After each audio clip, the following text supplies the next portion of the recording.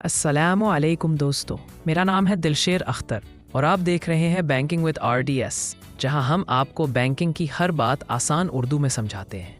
आज हम जिस टॉपिक पे बात करेंगे वो एक निहायत अहम मौजू है, डिजिटल बैंकिंग और ट्रेडिशनल बैंकिंग, यानी मोबाइल वॉलेट जैसे इजी पैसा, जैज़ कैश या दीगर एप्लीकेशंस, और वो बैंकिंग जो हम सदियों से जानते हैं जैसे HBL, MCB, UBL वगैरह। हम ये देखेंगे कि दोनों के क्या फ़वाइद हैं, क्या नुकसानात हैं और आम सारिफ के लिए कौन सा बैंक बेहतर साबित हो सकता है। दोस्तों, बैंकिंग निज़ाम तेज़ी से बदल रहा है।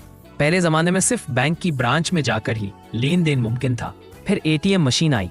अब ऑनलाइन बैंकिंग और मोबाइल वॉलेट ने पूरा मंजरनामा बदल कर रख दिया है। आज के दौर में सिर्फ एक मोबाइल फ़ोन से आप पैसे भेज सकते हैं, बिल अदा कर सकते हैं, बल्कि ऑनलाइन शॉपिंग भी कर सकते हैं। लेकिन क्या ये इतना ही महफूज है जितना कि ट्रेडिशनल बैंकिंग? आइए इसे समझते हैं। आज के दौर में आप मोबाइल पर चंद क्लिक्स के साथ पैसे ट्रांसफ़र कर सकते हैं। आपको बैंक जाने की ज़रूरत नहीं होती। रात के 2 बजे भी आप मोबाइल अकाउंट से बिल जमा कर सकते हैं। दूसरे शख्स के अकाउंट में सेकंड्स में पैसे भेज सकते हैं। Mobile recharge, bill payments, online shopping, ये तमाम काम आप जस्ट घर बैठे अपने मोबाइल से सेकंड्स में कर सकते हैं। जहां डिजिटल बैंकिंग के इतने फ़ायदे हैं, वहां इसके कुछ नुकसानात भी हैं। मिसाल के तौर पर अगर आपका मोबाइल खो जाए तो अकाउंट ख़तरे में पड़ सकता है। हर बड़ी ट्रांजैक्शन के लिए अब भी आपको बैंक पर इन्हिसार करना पड़ता है। लिंक या जाली कॉल के ज़रिए लोग धोखा खा लेते हैं। ज़्यादा पैसे रखने या ट्रांसफ़र करने की हद महदूद होती है। सिर्फ तभी मुमकिन है जब मोबाइल या इंटरनेट सही काम कर रहा हो। ट्रेडिशनल बैंकिंग के भी बहुत से फ़वाइद हैं, जैसे बैंकिंग रेगुलेटेड है, डिपॉजिट हमारे महफूज होते हैं। लाखों या करोड़ों के लेन देन सिर्फ बैंक के ज़रिए ही मुमकिन है।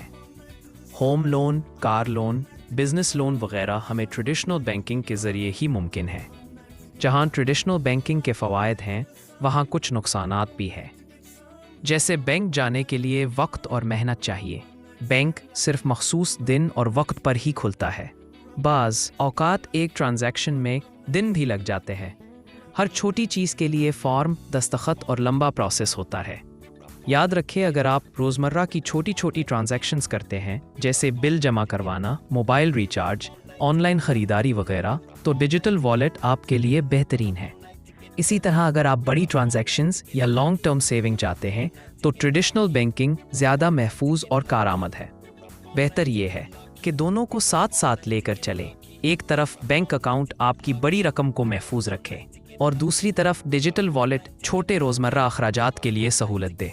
दुनिया भर में कैशलेस इकोनॉमी का रुझान बढ़ रहा है।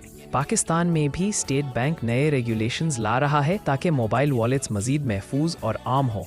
मुस्तकबिल में मुमकिन है ज़्यादातर अदायगियाँ सिर्फ मोबाइल के ज़रिए ही हों। तो दोस्तों, ये था डिजिटल बैंकिंग और ट्रेडिशनल बैंकिंग पर मुकम्मल तज्ज़िया। आप बताइए कि आपको ज़्यादा सहूलत किस में लगती है, ईजी पैसा, जैज़ कैश या अपने बैंक अकाउंट में? वीडियो अच्छी लगी हो तो लाइक कीजिए, सब्सक्राइब ज़रूर करें और बेल आइकन दबाएं ताकि अगली वीडियो आप तक फ़ौरन पहुंचे।